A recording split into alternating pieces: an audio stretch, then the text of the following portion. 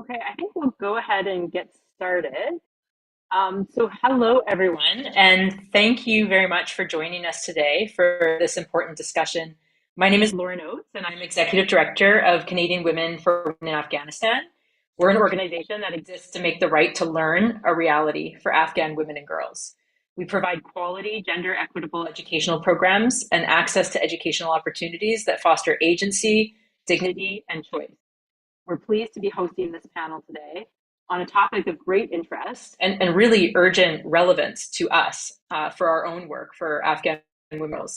This event is a parallel session to the 68th UN Commission on the Status of Women. Their theme this year is accelerating the achievement of gender equality and the empowerment of all women and girls by addressing poverty and strengthening institutions and financing with a gender perspective. So just a couple of housekeeping notes before we get started.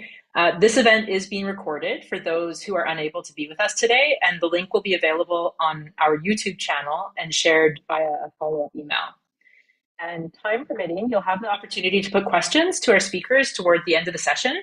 So kindly use the Q&A function on your screen for that.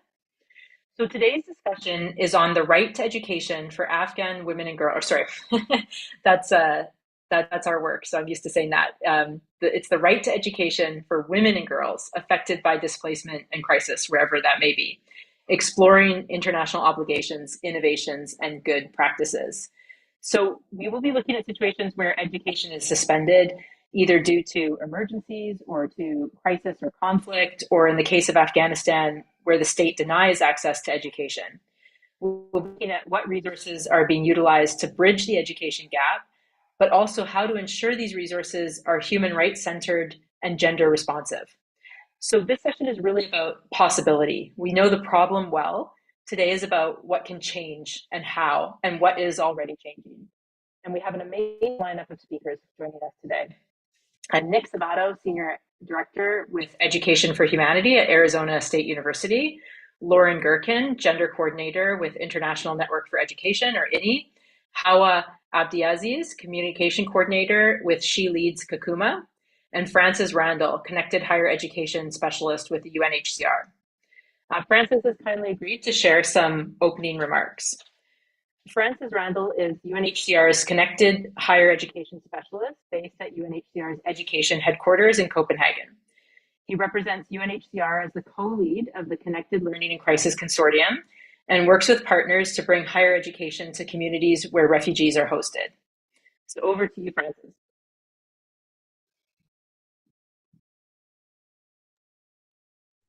Great. Can you hear me okay? Yes, we can hear you. I can see my camera's not working, so let me just see if I can get it to turn on. Ah, there we go. Okay, great. Thank you so much for the very generous introduction, Lauren. It's a pleasure to be here on this webinar on this critical topic. And as Lauren mentioned, I'm working for UNHCR, the UN Refugee Agency. And so to kind of set the scene a little bit, I thought I would give some context in terms of, first of all, UNHCR's role in education, but also in promoting gender inclusion, and then also to just point to a couple of directions around innovation in terms of digital learning for women and girls.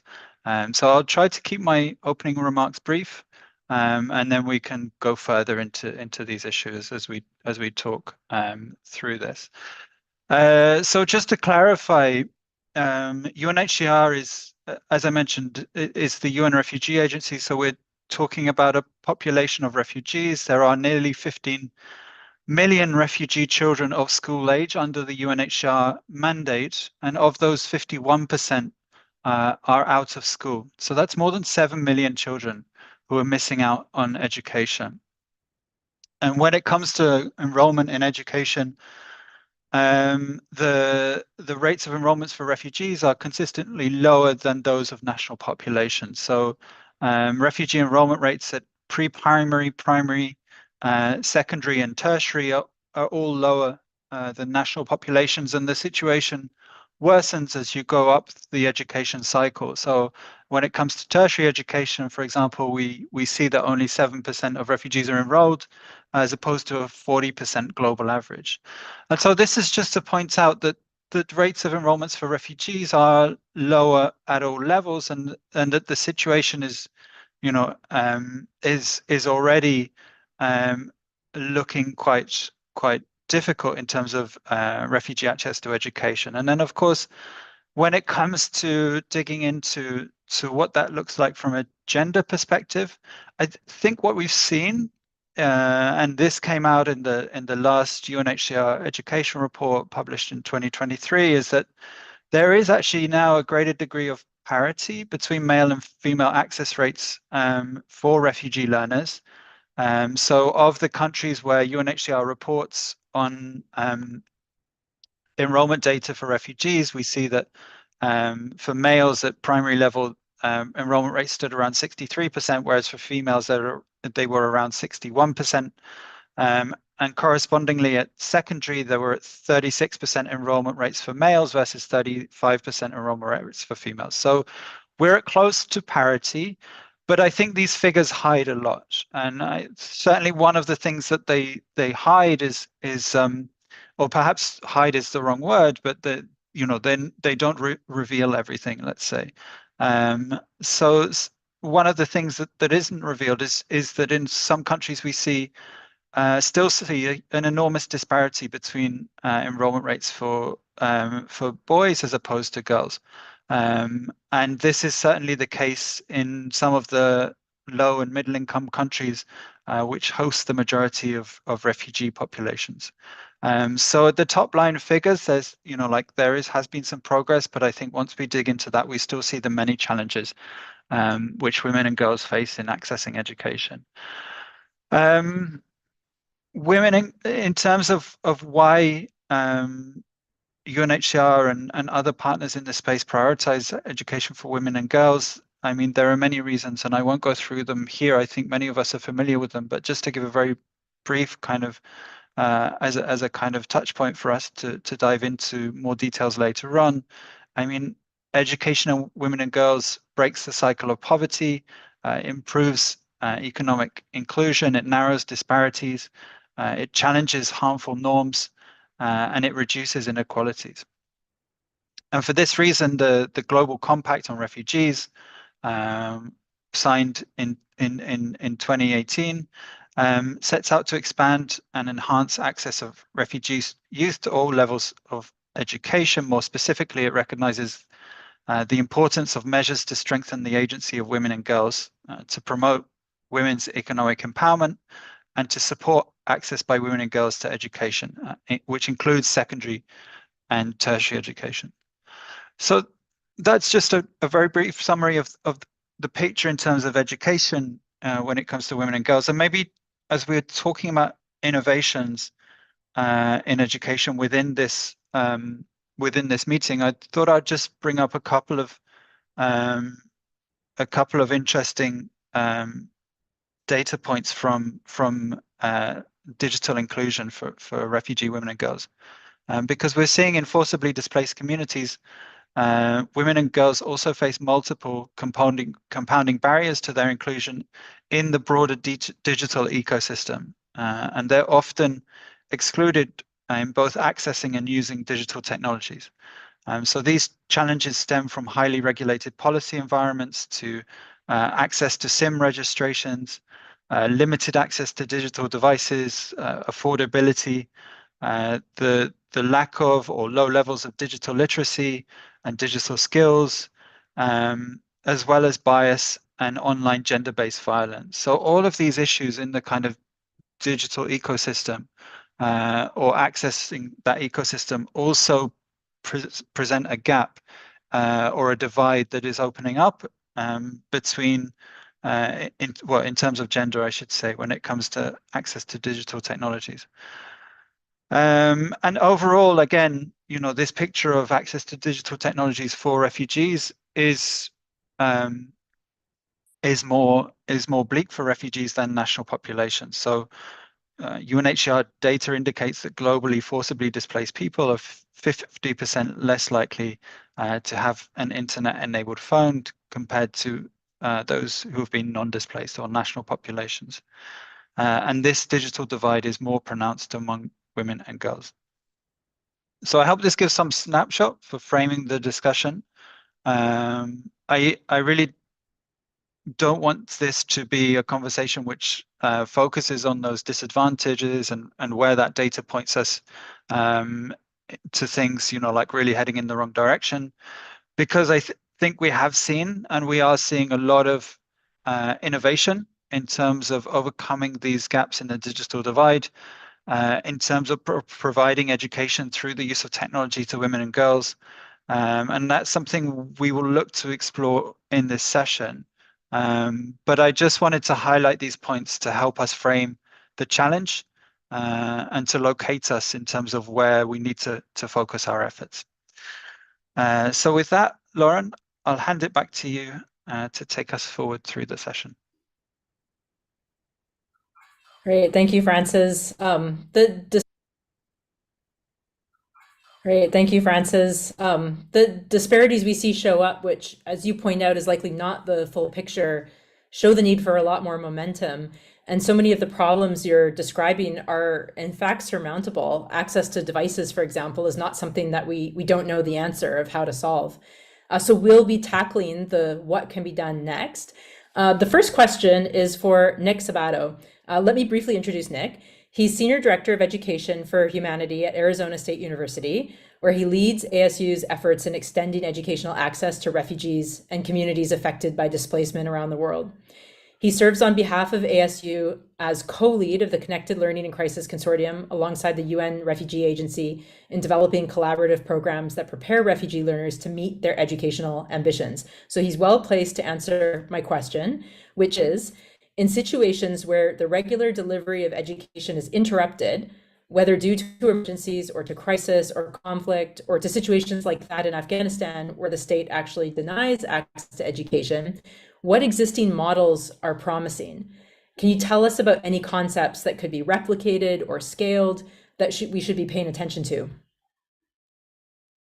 Well, thanks so much, Lauren, for the question, and thank you everyone for having me, and to all the attendees for spending some time devoted to this important topic. So I'm humbled to be amongst this group, and I'm excited to share a perspective, mostly focused on the higher education component, as that's where a lot of our work is grounded, and drawing on some of our experience both from the Arizona State University experience, as well as that of the Connected Learning and Crisis Consortium. So to answer your question specifically about concepts that can be replicated, scaled, I think it needs to be underpinned kind of in sum, and looking at models that are reflective of the context in which education is being offered. So as can be seen, I think there's going to be differences between models that are being implemented in places like Zaatari Camp, Jordan, in places like Kampala, in kind of an urban center, or in a place like Afghanistan, where there's policy restrictions toward access to education. And so kind of underpinning any successful model or concept is taking into account the situation in which the learners find themselves both yearning to gain access to education, as well as what's possible for how best that they can access that. So in general, these concepts and models are extremely reliant on partnerships. So looking at how an individual organization can partner with local organizations, with government ministries where possible, with international organizations to provide a wide range of services that support learners in a holistic manner. So particularly in the case of learning via technology, technology is often just one part of the entire experience. And so looking at how you can build or design a program that leverages support for the learner on a holistic level. As we all know, learning is more than just showing up and experiencing or absorbing information. And so being able to design a program that supports learners from the moment they consider interest in an educational pathway to what it looks like well after they finish the particular educational offering is really critical in building a successful model or foundation.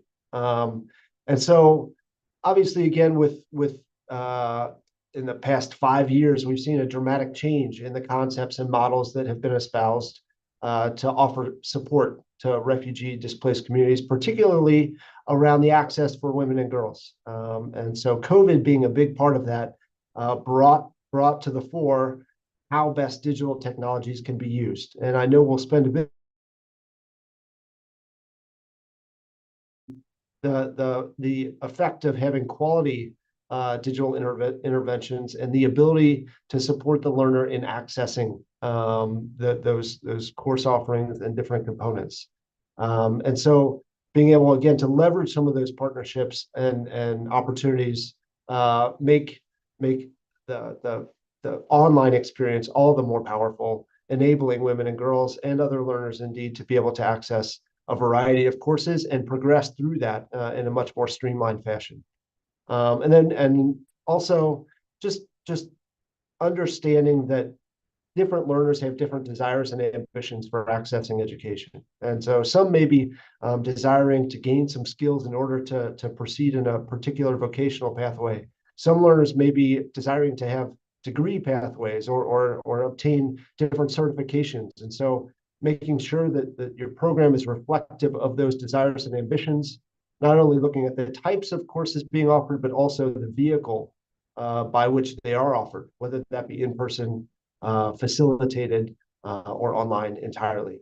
And so a couple examples, just first drawing from our experience at Arizona State University and the Education for Humanity Initiative.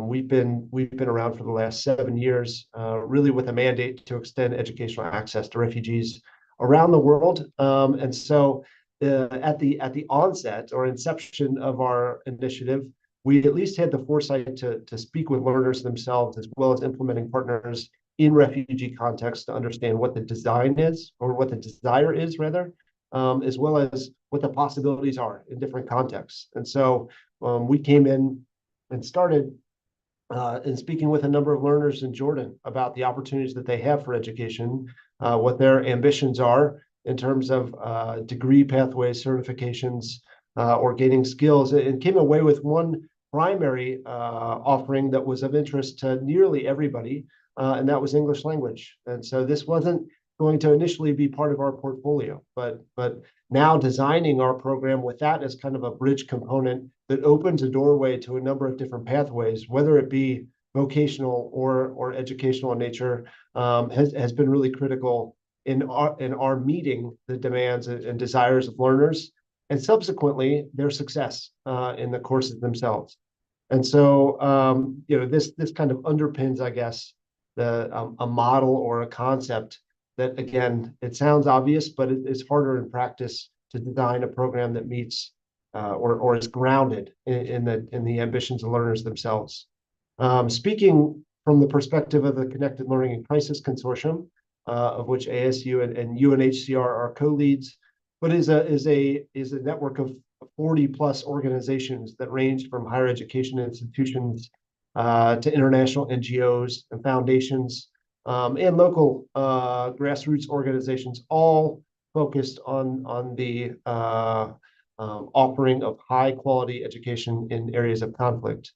I'm going to go through 3 quick examples that just kind of show a diversity of concepts that have proven to be successful and sustainable over time, and can serve perhaps as a model for helping expand access for women, girls in these areas of displacement.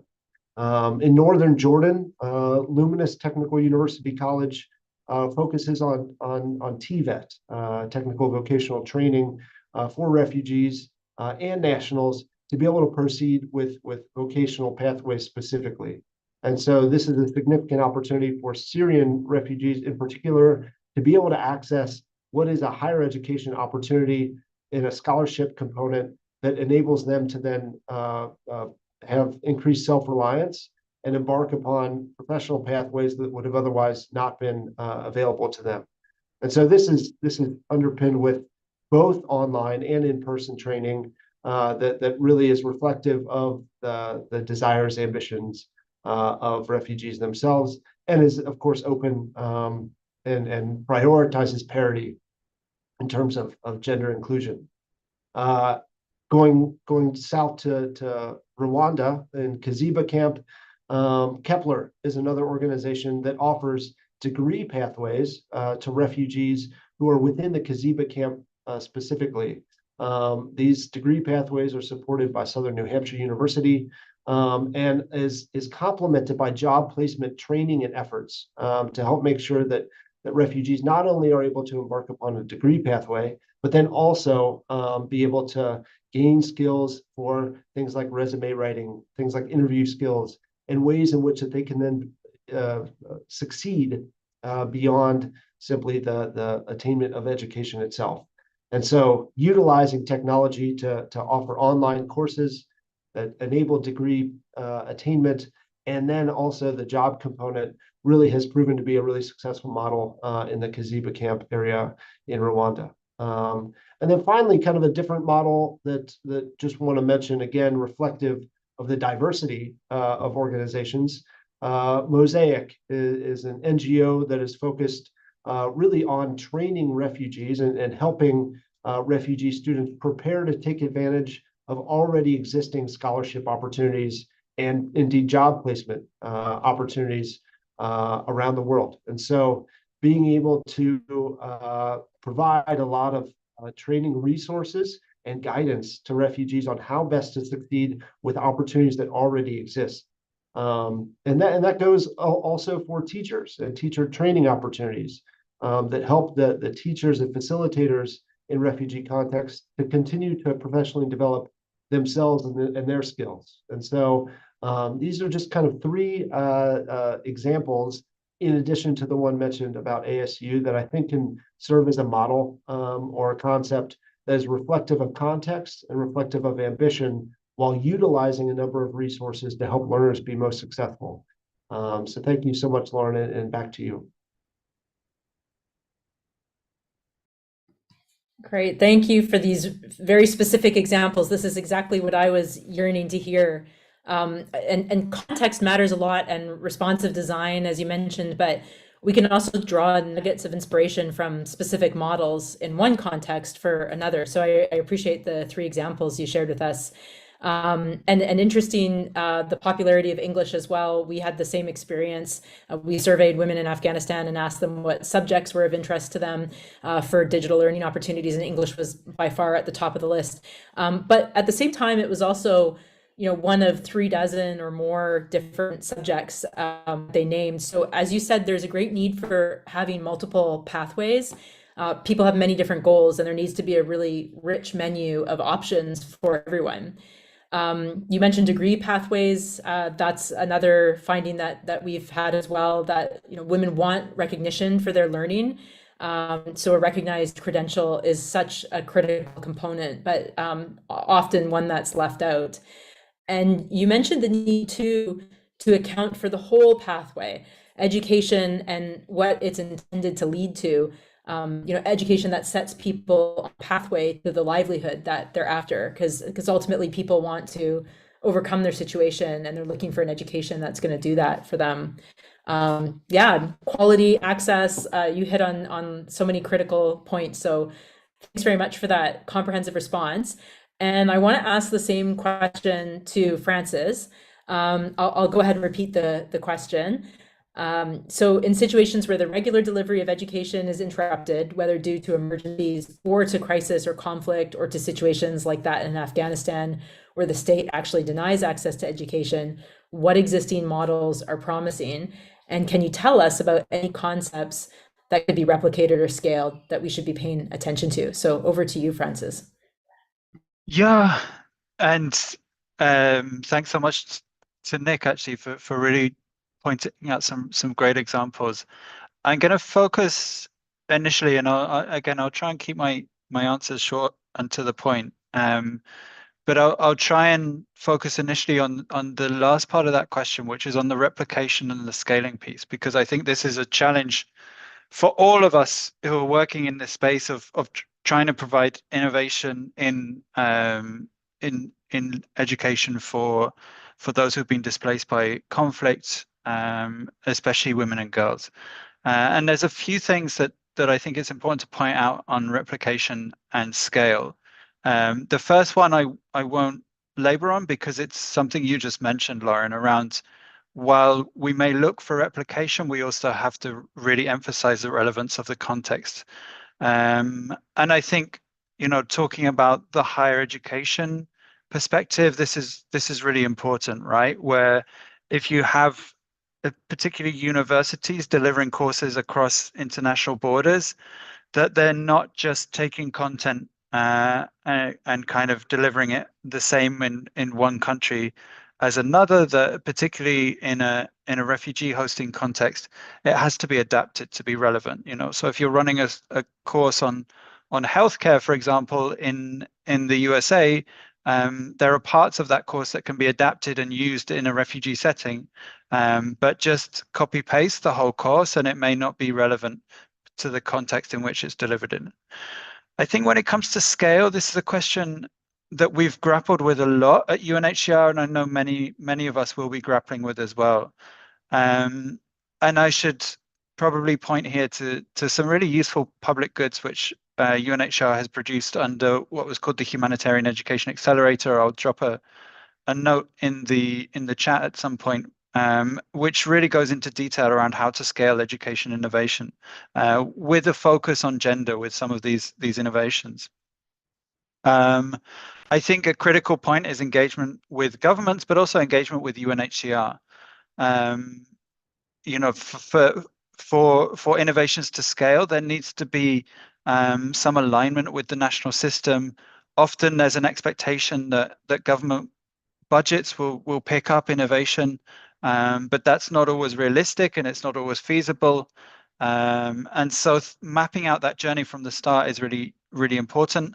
I would also emphasize the importance of diverse funding needs and diverse business models.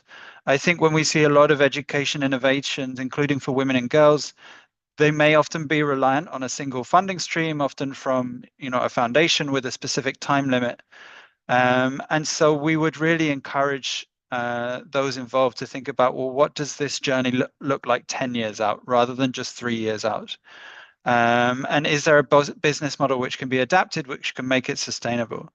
Obviously, with any journey to scale or thinking about replication, rigorous evidence review, testing, research, failing, testing again, that process of design, of redesign is really critical, and having the right evidence points in place and the learning points on that journey is really important. And then so those are just a couple of a few points I'd raise on the journey to scale and thinking about replicability. I fully agree with what Nit said on the importance of refugee leadership when it comes to the meaningful participation, especially for women and girls. At UNHCR, we've seen some really great work around this actually through what we call the Digital Gender Inclusion and Innovation Bootcamp, which works with grassroots organizations, women-run organizations, on tackling challenges such as online safety, access to education, gender stereotypes, digital literacy, and access to devices. But it's fundamentally based around the idea of trying to channel resources and technical know-how into the hands of female-led grassroots organizations and allowing females to take the lead. And I think that's a really critical approach when it comes to innovation. Again, fully agree with Nick on the focus on livelihoods, especially with women and girls, and building financial independence. And I would also point to some really innovative examples or some really useful examples of support for female learners with caring that have been used when we've seen education innovations previously. This could be caring of kids, support with maternity leave for young mothers, or with a creche or a nursery that can take care of their kids while they're learning. But also, I think we would emphasize the importance of cash. Like I think previously there have been initiatives which looked at things like distribution of sanitary pads or other items around, food security or whatever it may be. But we find, and this is the approach that UNHCR uses with its higher education scholarship, the DAFI program, the transfer of cash to refugee women and girls can really help build independence and choice, especially when it comes to education. So I think that's something we would really encourage organizations to look at. And certainly one of our partners who worked in this space under the Humanitarian Education Accelerator transferred away from a kind of distribution of products to a distribution of cash approach when it came to supporting women and girls in education because of that promotion of independence, and they saw it as a far more successful way of doing that. So with that, Lauren, I'll hand back to you. Thanks, Francis, for all of these points and for highlighting the need for localization. Something I'd certainly echo, and alignment. This is something that can be left at the wayside, especially in contexts of crisis where you're just trying to get programs up and running, and it can be hard to be thinking far down the line to the alignment needed for sustainability. On the other hand, in crisis, you see innovation happen, and the trick is to sustain it and scale it. And this whole scaling business is a little bit of a new science in some ways, where the sector is just beginning to think methodically about how it happens. So we will shortly turn to the next question, but does anyone of our panelists have anything to add on anything to do with this first question? Just go ahead and unmute if anyone else has any final points here. Okay, hearing none, I'm going to turn to the second question, which is also for Nick. So how can digital resources be utilized to bridge the education gap for refugee and displaced women, especially in areas with limited in-person educational opportunities? Great, thanks so much. And I'll be a bit brief with this response, but it's obviously a critical question and one that I think we're all kind of excitedly addressing as much as possible, because digital opportunities open up a wealth of opportunities in areas for individuals for whom education is limited, and certainly this applies directly to women and girls specifically, and this has been the case for a long time, figuring out ways in which, regardless of context, there are different barriers facing women and girls to accessing education, particularly once we get to a secondary and higher education component, as different family responsibilities and expectations change, different competing priorities. And so online and digital education really presents an enormous opportunity to fit in and complement with one's personal life, to be able to enable them to continue to pursue education and achieve their desired and stated ambitions. And so and this digital education and online education offers different opportunities, whether access is limited by policy, as in the case in Afghanistan, or by infrastructure. And so individuals can be able to access education from mobile phones, from tablets, at computer centers, in other ways, to gain particular skills, whether it be language acquisition or some technical ability, whether there's coding boot camps that we're very aware of all over the world, as well as other skills that are being built on the back of digital education and online access. Degree attainment, as I've alluded to in the first example, is also increasingly accepted, and the stigma around online education is increasingly decreasing, in part due to COVID, but also certainly because the quality of online education has been proven time and time again to be of the utmost importance to many institutions, and I think there are a huge number of organizations that are offering online education that is at the level or higher than in-person education. And so that's becoming widely accepted. And finally, again, pointing to the kind of labor market access, digital work continues to be on the rise.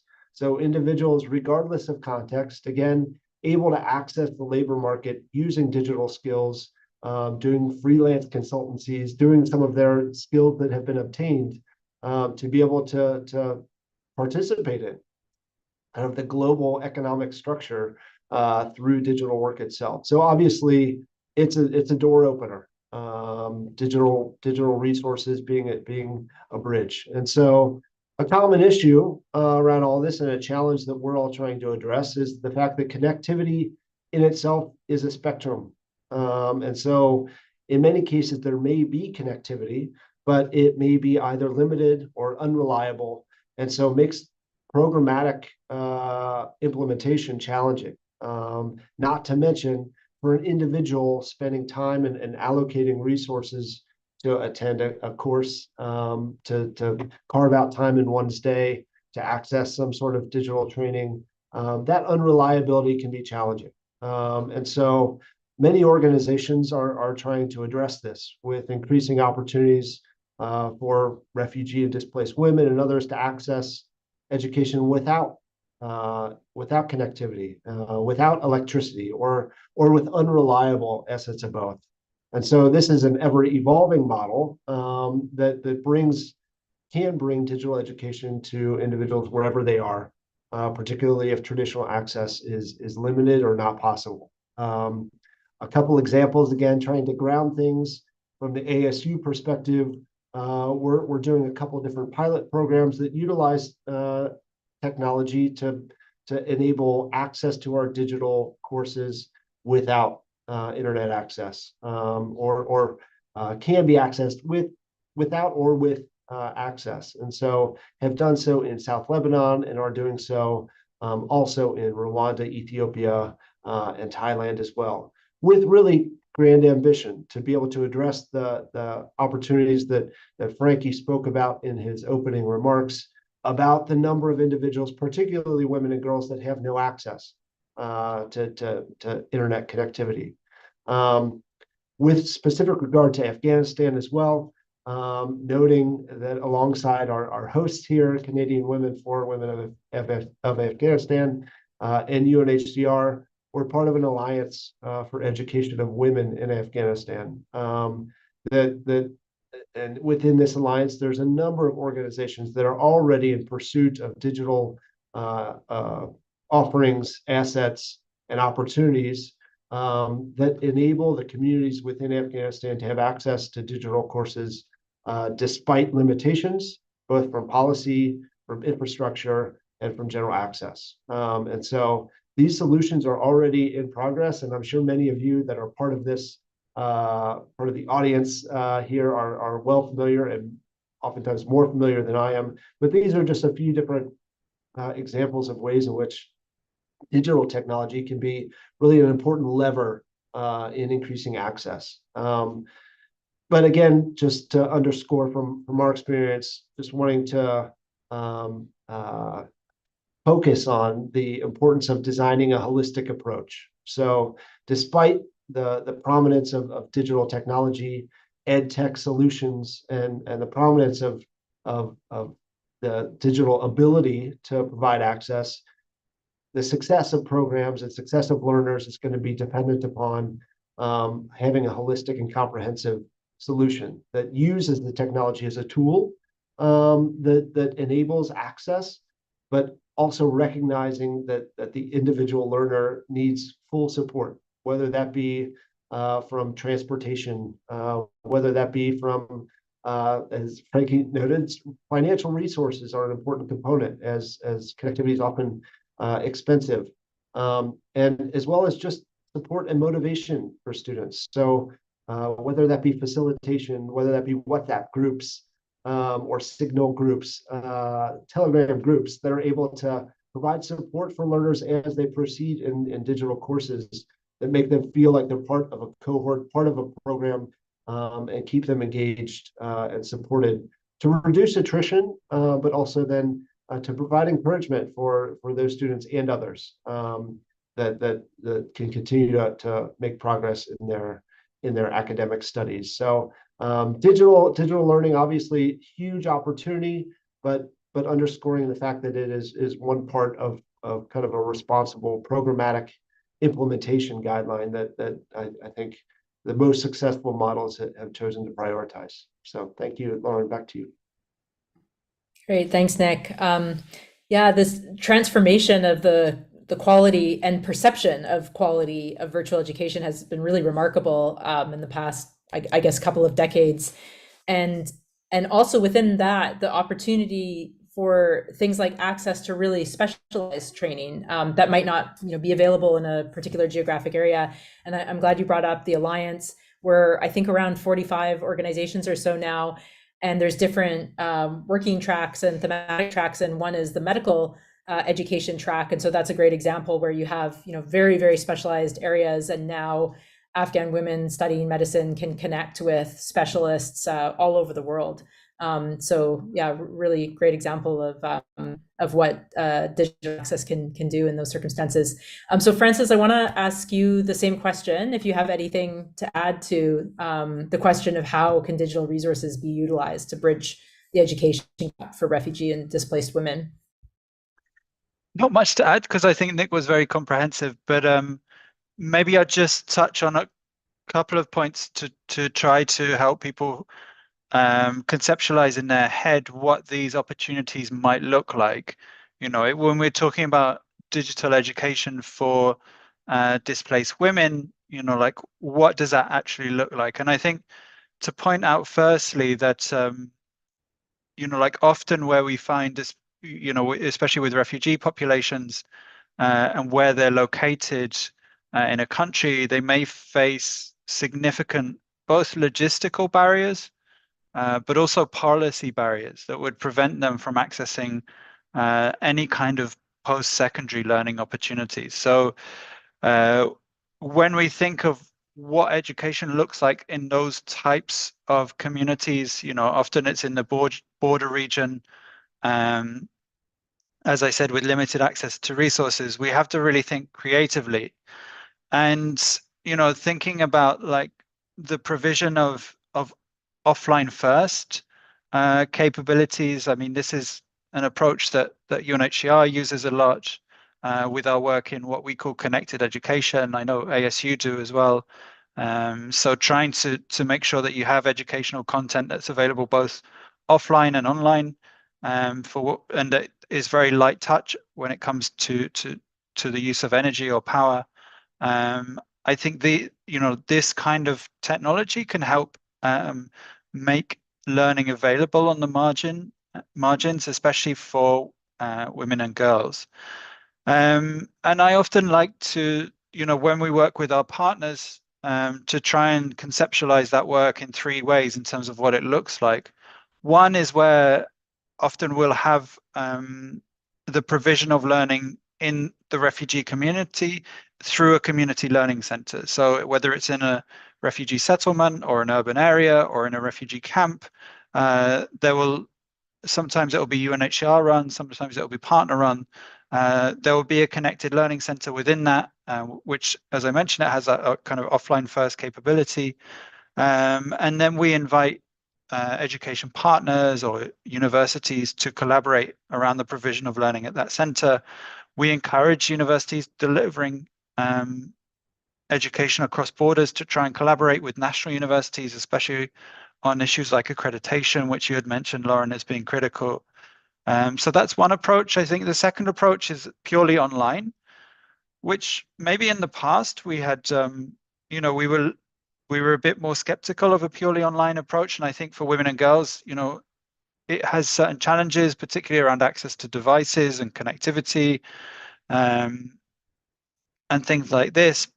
And we had traditionally seen high rates of dropouts from these types of programs. But I think over the past 2 or 3 years, perhaps, let's say maybe a bit longer, we've seen some fully online programs that are starting to work really, really well.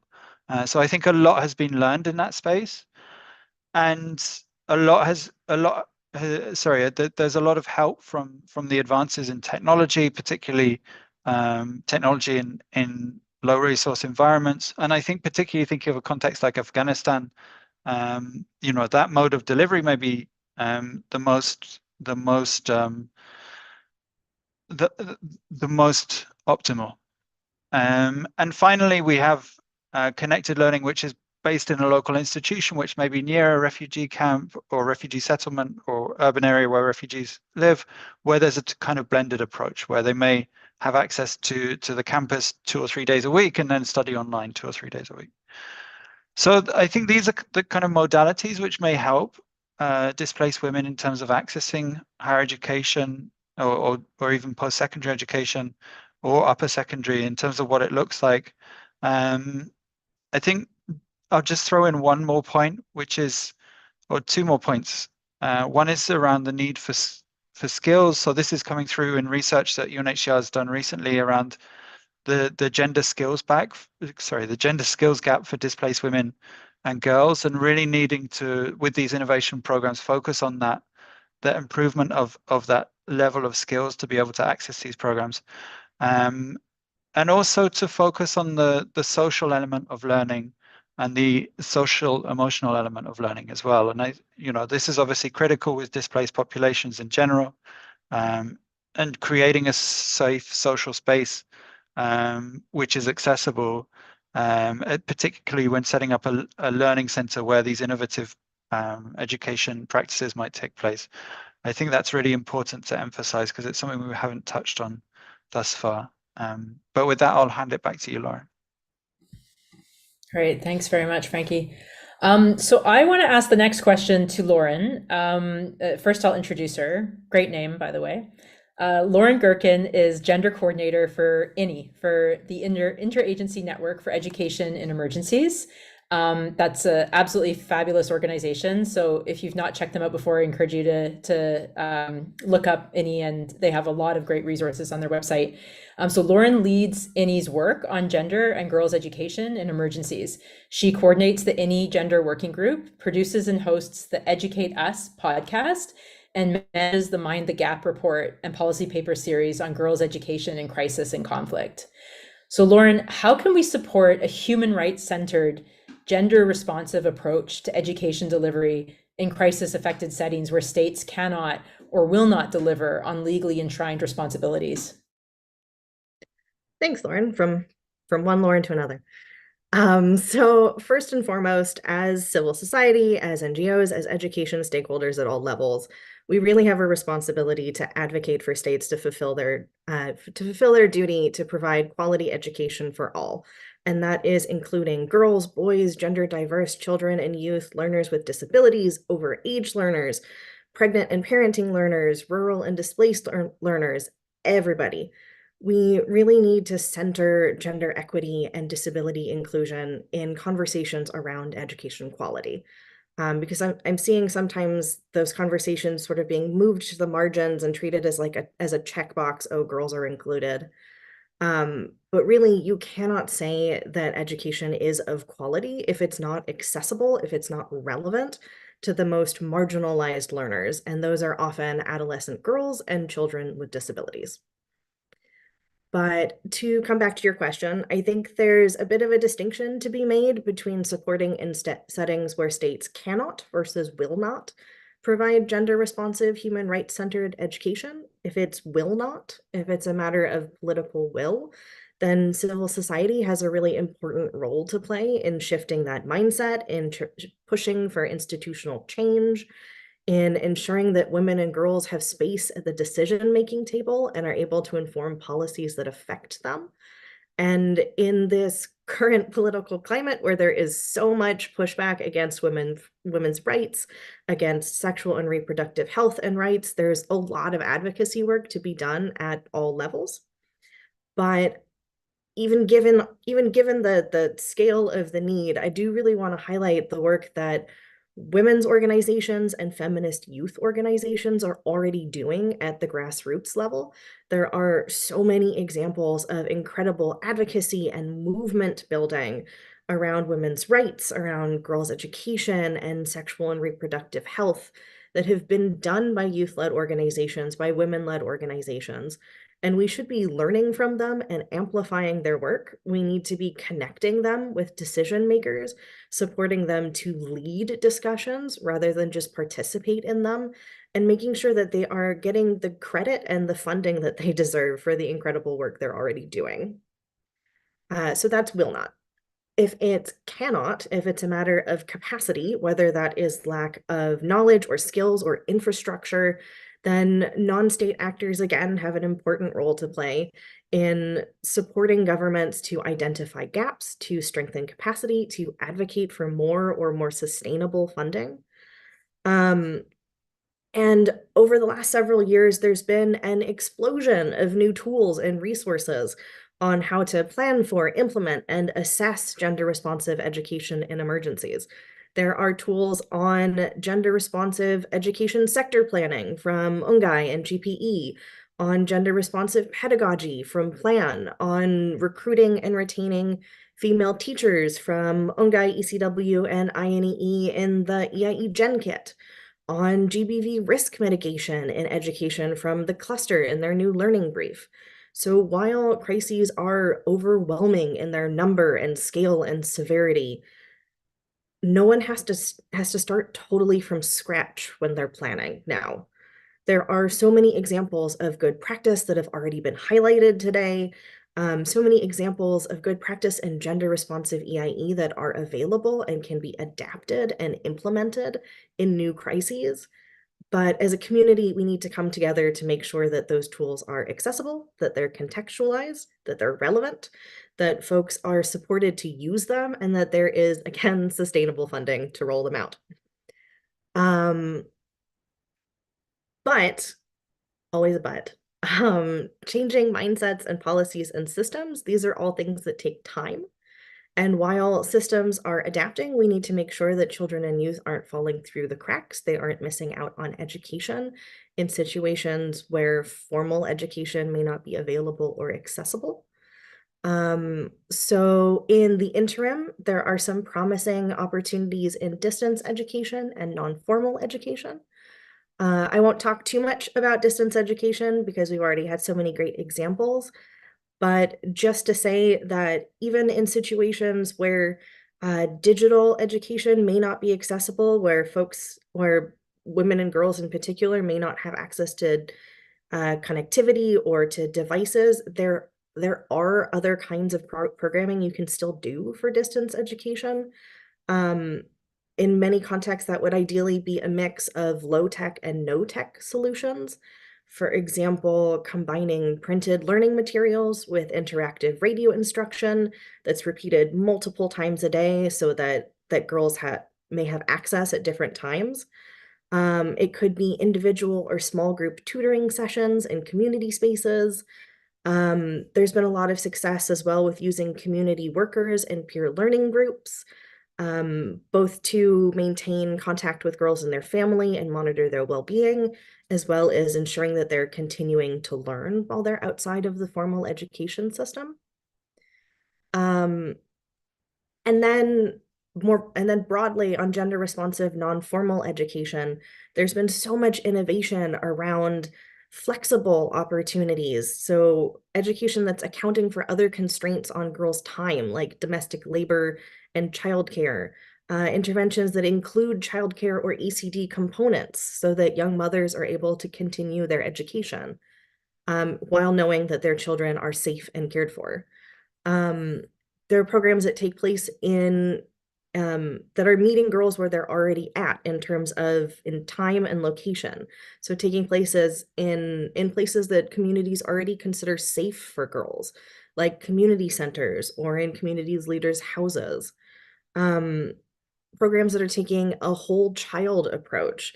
So addressing learners' needs holistically, because you can't neatly divide your health needs and your education needs and your nutrition needs up into neat little sectoral boxes. They all interact with each other, and we have to treat people like people rather than sort of a collection of needs and desires.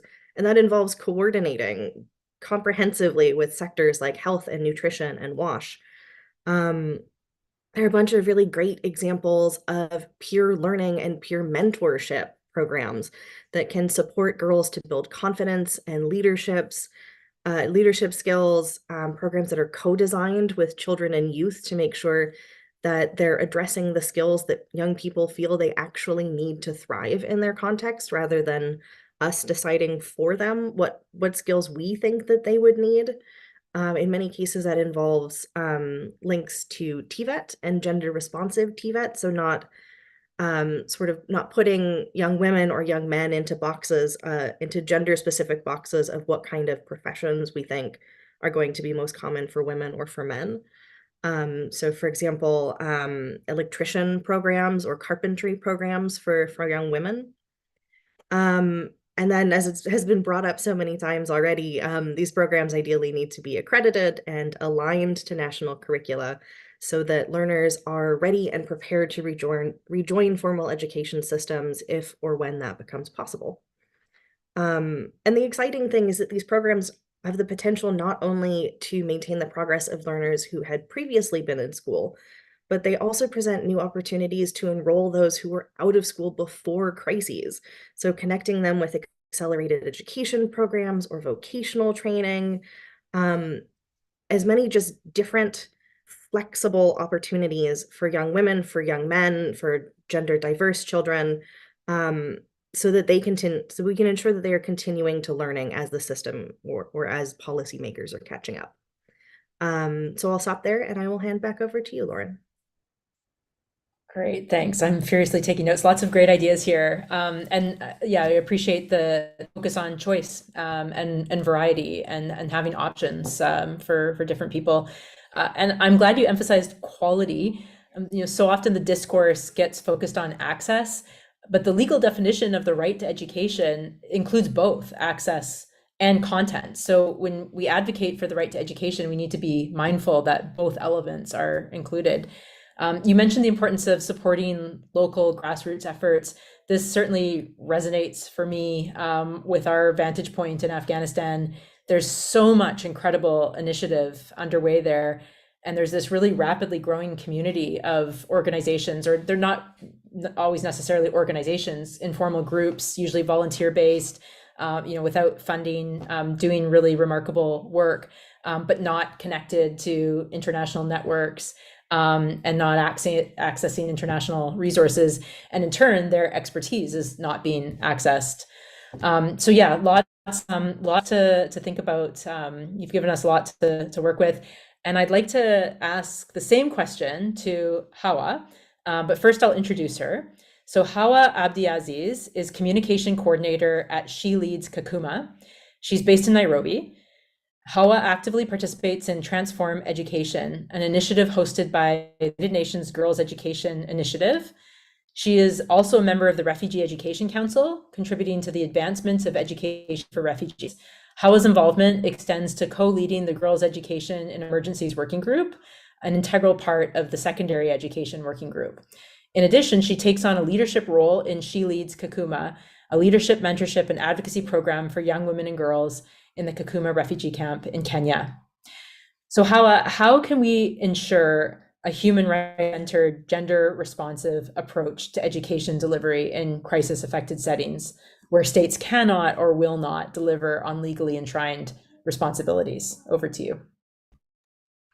Thank you so much, Lauren. And I would like to thank everyone who joined us today, the attendees and the panelists as well, and the speakers who are all here.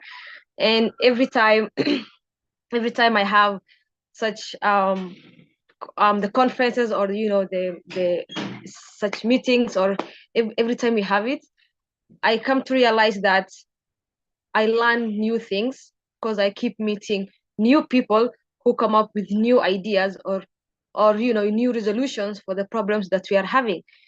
We always talk about the same issues. We always talk about the same problems.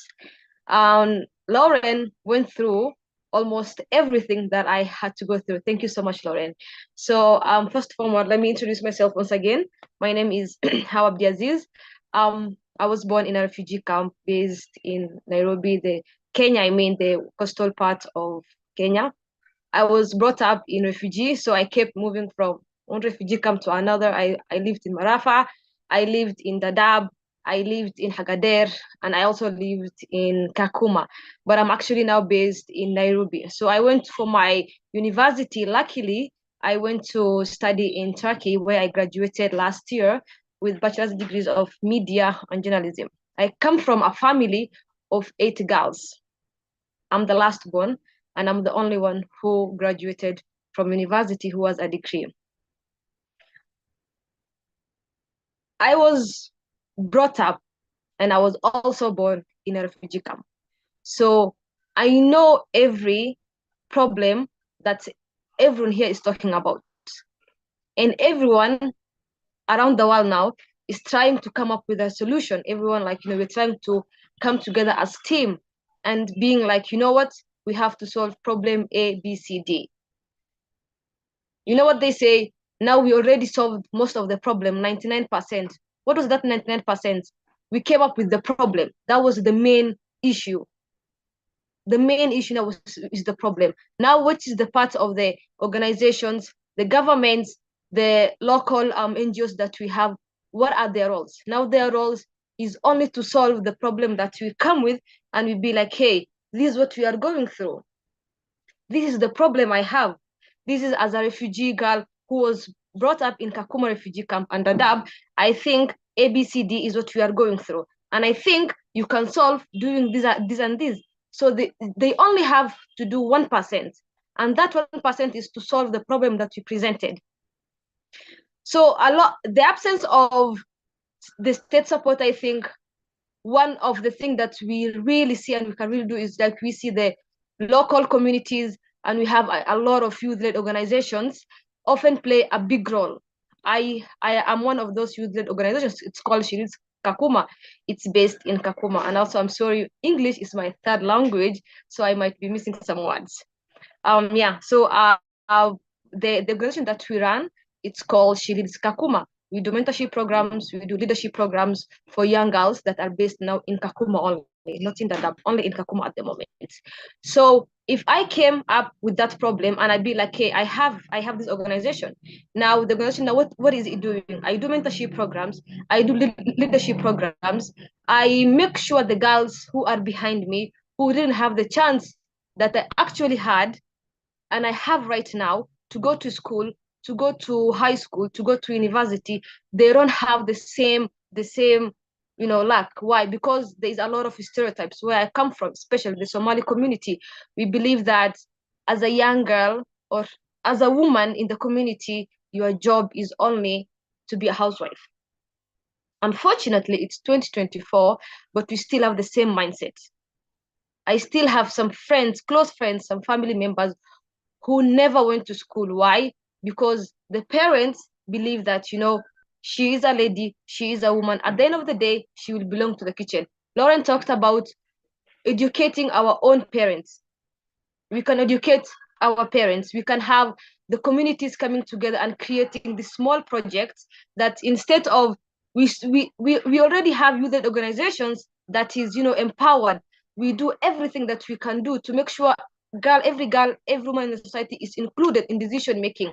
Now we have our own parents, our own guardians who don't know what we are doing. So I think it's important to have the small communities coming together and be like, hey, I think we can come together today and have, some people or some group educating our parents. I cannot force any parents or to know them, it's important for a lady or for a woman or for a young girl to go to school. At the end of the day, they say when you educate a woman or a girl, you educate a whole nation. You're educating a whole family. I'm educated thanks to my mother. I'm really educated. Now, if today I have children, do you think I will be like, no, I don't think my children, they will need, not to go to school? No, because I know the importance of education. Sometimes we have the education in the camps. We have them, yes. But is it quality education? No. Do we have enough textbooks in the schools? No. Do we have trained teachers in the schools? No. Is there safety for girls to walk past certain time to go to study. I remember when I was in class 8, I was doing my KCP. I remember when I wanted to go to school after a certain time, and I was in Kakuma, and you could hear people saying, you know, that time I was from Nairobi, so I moved back to Kakuma again. They will say no, because there is no girl outside. I think it was after 3 p.m. or after, I don't know, 4 p.m. You can be outside. And I was like, I want to revise with my friends or maybe go to school. The school was very close to my house. They'll be like, no. So in the morning, when I go to the school, I will find the boys somewhere even sleeping in the school. Like they literally made a boarding school in the school, so they could even go past certain time to the school. And I was like, what is happening? You know, because there is no safety for girls. People believe that you can walk past certain time and you have to stick with that one. Another thing is, I think we should also ensure inclusion of both girls and women for those affected communities. We have to make sure, if you want to make a decision for Kakuma, or if you want to make a decision for Afghanistan, or if you want to make a decision for Dadaab, I think we cannot just have people who has never experienced what we are experiencing, or we cannot have people who have never seen what we are. I have seen it. I know how girls are treated. I know the stereotypes. I know the norms of what is happening between the South Sudan, between the Somali community, Eritrean, Ethiopian, Afghanistan. I know what is happening. So when we have the decision making, I think we should have the youth, people who actually know what is happening back home, so that we can tell you, this is happening, we need this and this. And that should be easy work for everyone, for us and for the organizations, for the governments and for the policies, everyone who is ruling that host refugee countries that we actually staying. And I think another thing is, to answer the question, is we should, one important thing that we don't do is, and the government and the organizations don't do, is data collection and monitoring.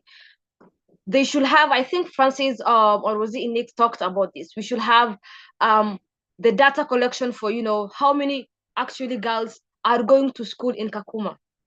There are 1,000 girls in Kakuma, for example, but we have like 500 girls only reporting to school, high school, primary, and colleges. Where are the rest of the girls? What is happening to them? That's a good question. We are 1,000, but only 500 are reporting back to school. We don't know where the rest of the 500 are. Or maybe we have 1,000, but the classrooms we have, or the schools we have, very small. You see us one small classroom, 1,000 of students sharing it. Some are sitting down, some are outside learning from the window. I have experienced that, and I have seen that with my own naked eyes, learning from the windows. Why? Because the organizations, UNHCR is responsible for Kakuma. We have a lot of other organizations being there. We have the Kenyan government. How I am seeing that? How comes that nobody else is seeing that? Don't you think those students, they will enjoy maybe a bigger classroom? It doesn't have to be a fancy classroom that the rest of the world has it, but at least a comfortable classroom that will make sure these students at least have something when they go back home. And I think we can work towards ensuring that all individuals, regardless of their circumstances, and have access to quality education that promotes their dignity, empowerment, and well-being. And education is for everyone. Thank you so much. Back to you, Lauren, I think. Yeah, thank you. Yeah, Lauren. Thanks so much. How your perspective is really necessary for this discussion. You've lived through these policies and practices, or efforts at policies and practices. You brought up the necessity and utility of engagement with families. That's so critical. And really, engagement with whole societies often is necessary. The need for effective communication as part of change efforts. Evidence and data collection, we can't do much to improve efforts if it's not being effectively measured. And this can't be an afterthought. It's something that has to be built into programs from start to finish. That's part of their design, which would support accountability, something else you raised. And practicalities like distance. You know, yes, there may be a school in the city, but if it's not in the camp, it may as well not exist as far as young women or girls are concerned. You know, they may not be able to access it, whether due to distance or safety or lack of transport or social restrictions. So these have to be thought through when it comes to ensuring that there's gender equitable access. So Hawa, the next question is also one I'd like to ask you. There continue to be large refugee populations on the move and migration, with many displaced people and migrants moving through multiple countries over long periods of time as they seek durable solutions. So an experience I think is relatable for you. Do you have any thoughts on the internationalization of education? How is the portability of credentials being addressed, or how could it be addressed? How can we best respond to the need for borderless education in a world full of borders? Thank you so much. To go back, I will not go back again to the story or Kakuma or the Dab. I will not go back. So I think we could involve this by developing, international frameworks or agreements between, the host refugee countries and the neighboring country that the host the refugees are coming. For example, I live in Kenya right now, and in Kakuma we have more than 200,000 people living, a lot of nationalities. We have the South Sudan, we have Eritreans, we have Somalis, we have people from DRC. We also have now people from Afghanistan. We have them there.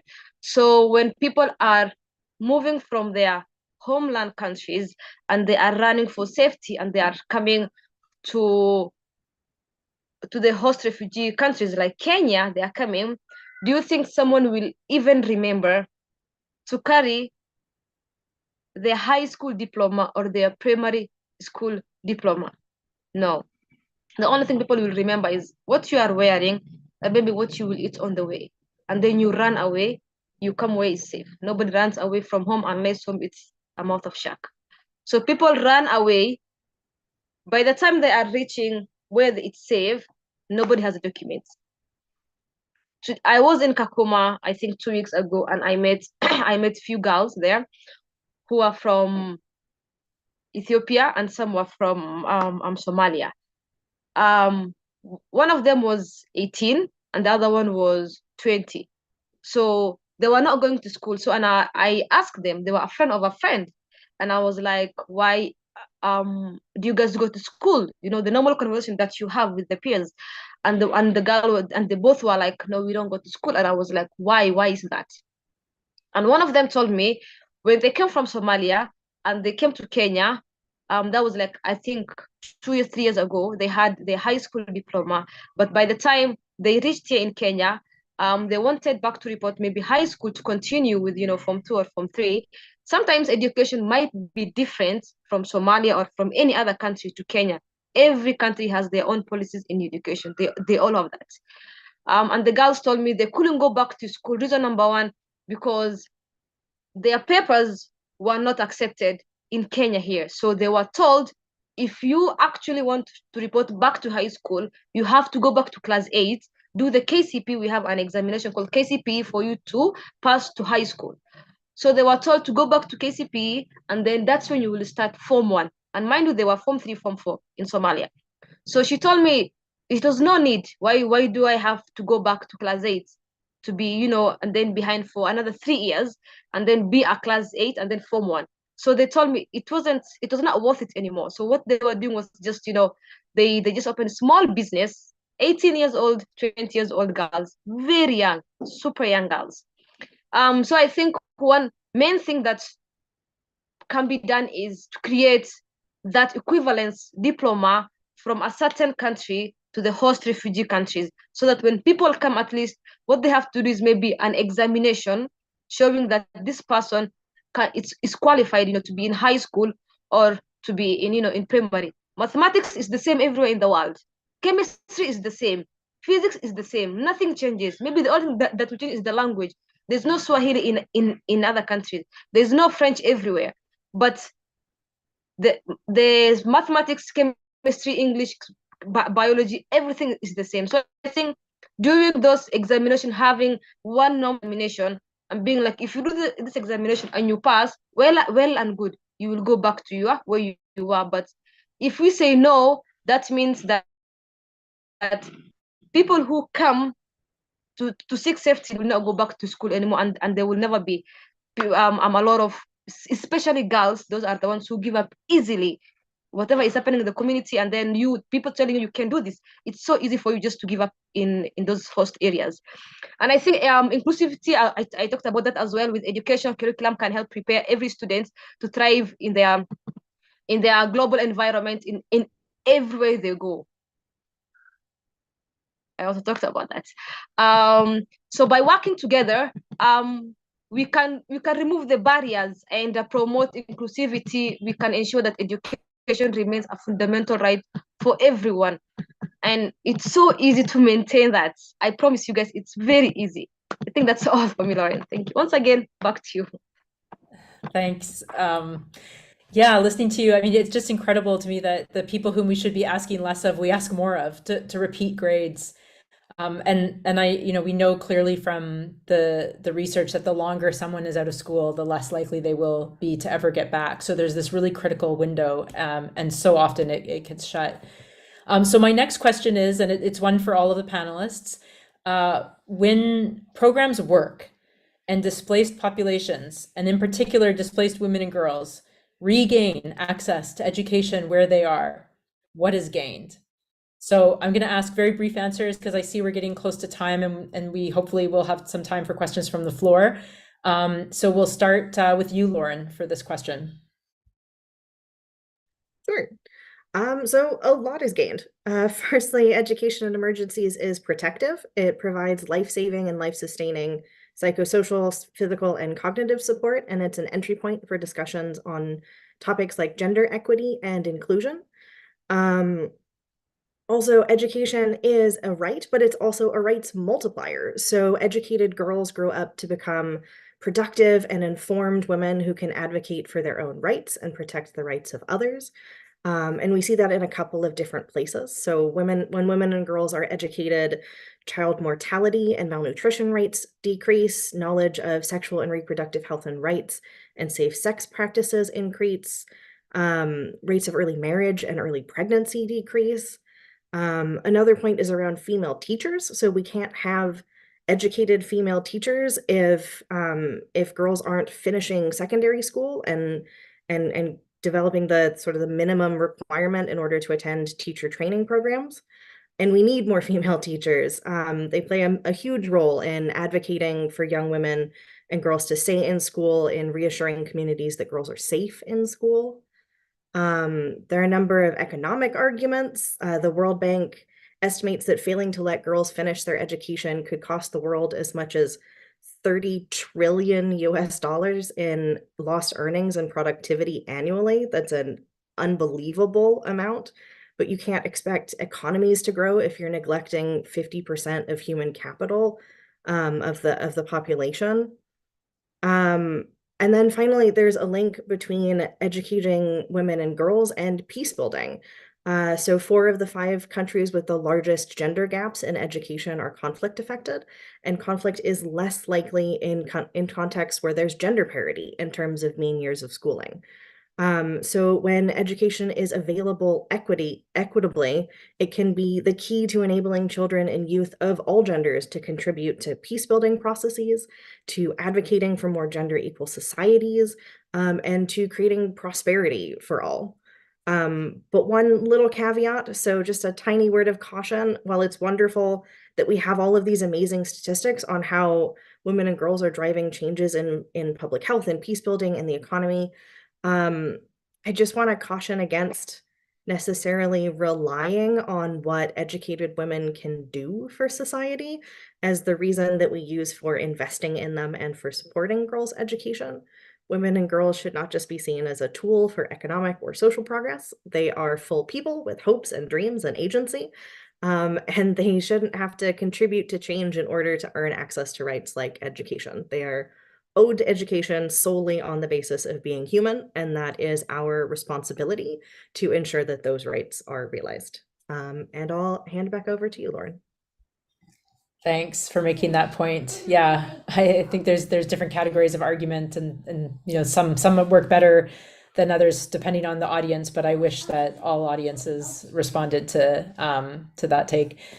So Hawa, let's hear from you next. What do we have to gain if we can connect displaced girls and women to education opportunities? there is 1,000 of things that you can gain. I think one of the things that I'll just focus like 3 or 4 points. The first thing is we gain empowerment. We get young girls and women empowered in the society. Yay, I can do this. Yeah, I can do that. We will not be giving up. If I can do it today, and I go back to where I come from, and I tell them ABCD, we can do it. And I think there is that empowerment that people get every year, every day, every month. We get a lot of young girls reporting back to school, whether being housewives, but they're still going back to school. Why? Because they were empowered and they have seen from social media they can do it. Another thing is there is a lot of improved health and well-being. If you educate girls and women, there will surely be a lot of improved health in the families, because they are the one who take care of the family. That's why we say if you educate a girl, you educate a whole nation. Now you get free health and well-being for the family. And the last one is there is breaking in gender norms. Education challenges traditional genders, norms, and stereotypes by promoting gender equality. Where I come from, Somalis, I told you, we don't believe that. We don't believe girls should go to school or should graduate from university. Still, I have people in my family telling me, what will that degree do for you? What will that master's degree do for you? At the end of the day, you will go back to the kitchen and cook for a man. That's what I hear still. So I think if I wasn't educated, I would have listened to them and I will be like, yes, that is true. I will be, at the end of the day, I will be in the kitchen. But now I'm educated and I get to see great people like you, and I have to meet a lot of other people. And now I am empowered. I think now I'm breaking the gender norms of be like, no, every girl and every woman should do what everyone else in the world is doing. Yeah. Thank you so much, Lauren. Thank you for that. Your turn, Nick. What are your thoughts? So I couldn't possibly have much more to add to what Lauren and Hawa said, other than just endorse it completely. Obviously, when programs work, helps individuals directly, has a trickle-down effect on their communities. So siblings, other community members see educational success as a possibility, and therefore pursue it more aggressively. And thirdly, I think when programs work, then information is able to be shared. And other organizations, the sector at large, can learn from that, and then be able to try to replicate in contextualized ways in different areas. So ideally, programs working has somewhat of a cascading effect, and a multiplier effect, I think, as Lauren said, that enables more programs therefore to work. So that's all I'll say. I really appreciate this type of a session, because I think this is an example of that, and I'm really grateful for your organization of it. So thank you so much. Thanks, Nick. And finally, Francis, let's hear from you on this. Again, not much to add. Maybe just to say, I mean, I think it's been very comprehensive from Hawa and Lauren. But one thing to add perhaps is through education, especially for refugee girls and women, it opens up access to what we call solutions. So this can be access to third country opportunities through education pathways, or to return to the countries which refugees has fled, and successful return to those countries. And we know that, you know, higher education, or the higher the level of education, the more successful the return, but also integration into the host community. So I think that's something that we can add in terms of what we benefit from educating young refugee women and girls. All right, thanks, Francis. This has been extremely energizing, and I think you've all helped us see clearly the great potential out there, and that, in fact, there's already much to build on. So doing better is entirely within our reach, and there's this growing constellation of actors that's already rolled up their sleeves, creating momentum. And I hope that we can expect to see robust support behind them from the international community, as the response of other states becomes paramount in situations where the obligation to provide education lays unfulfilled by a state actor towards its citizens.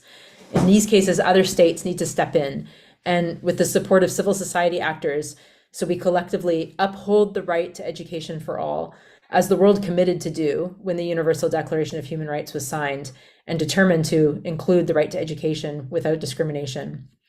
So I think that we are at time. I'm not sure if we want to extend it and take some questions from the audience. Julie, do you should I move on to wrapping up, or do we have time for some questions? Well, in fact, what we're going to do is we're going to send a link tomorrow to everybody that registered. I've taken a look at some of the questions here, and we'll be answering some of those questions with the information that we share. So if you'd like to wrap up, that would probably be best. Thanks. Okay, thanks. I'll do that. Yeah, and great questions. I've been trying to follow them throughout the event, so we'll definitely address those when the follow-up info goes out. And a huge thanks for that engagement. And before closing, I have some other things to give. So firstly, just to all of you who attended for taking part in this important discussion, and a special thanks, of course, to our speakers for sharing their time, their knowledge, and experience. And I'd also like to say thanks to my colleague Erin for providing technical support for this session today, and to Julie for her tireless efforts organizing behind the scenes. The rest of us just showed up, but for her it was rather more involved. And to all of you, thank you for coming today and for caring about women and girls who are uprooted, who are affected by crisis, by conflict, and whose rights are compromised as a result. We truly appreciate your presence today, and I trust you'll take the discussion forward in your own work and networks from here. So we'll be following up with anyone who registered for the event with the link to the recording of it on our YouTube channel, and links to our speakers. And just a final thanks for joining us today.